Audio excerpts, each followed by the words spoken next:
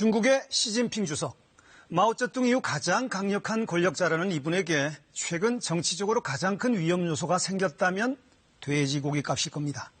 실제로 중국에는 돼지고기와 식량이 있어야 천하가 안정된다는 격언이 있을 정도입니다. 세계 돼지고기의 절반을 중국 사람들이 먹기 때문이죠.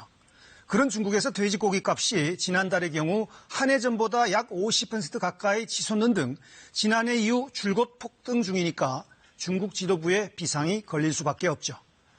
원인은 바로 지난해 중국에 발병한 아프리카 돼지 열병입니다. 바로 이 병이 우리나라에서도 발병했습니다. 4개월 전 발병한 북한과 가까운 한 지역이 뚫린 겁니다. 당장 해당 농장의 돼지를 살처분하는 등 조처에 들어갔습니다. 발생한 농장의 3km 둘레에는 양돈 농장이 없다 합니다. 철저한 초동 대응으로 확산을 막는 게 중요합니다. 이 병은 백신조차 없고 급성이면 돼지 치사율이 100%이기 때문입니다.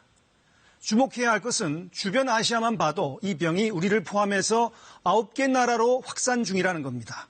전 세계로는 발생했던 곳이 50개국 가깝습니다. 앞으로 돼지고기 수급 문제가 국제 경제 불안의 한 뇌관이 될 수 있다는 얘기입니다.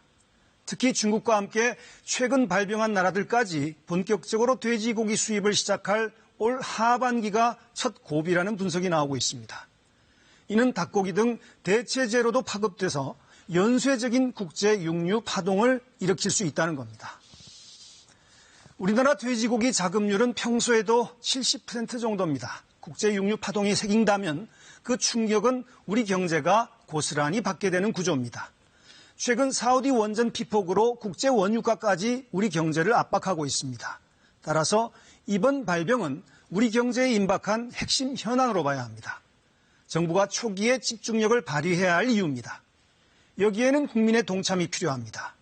발병국 여행 자제나 돼지 가공품 반입하지 않기, 농장 방문 자제, 발병 매개체인 야생 멧돼지의 먹이가 될 남은 음식물을 야외 활동 때 버리지 않기 등은 여전히 유효합니다. 정부와 국민 모두 핵심 경제 현안 앞에서 힘을 모을 때입니다.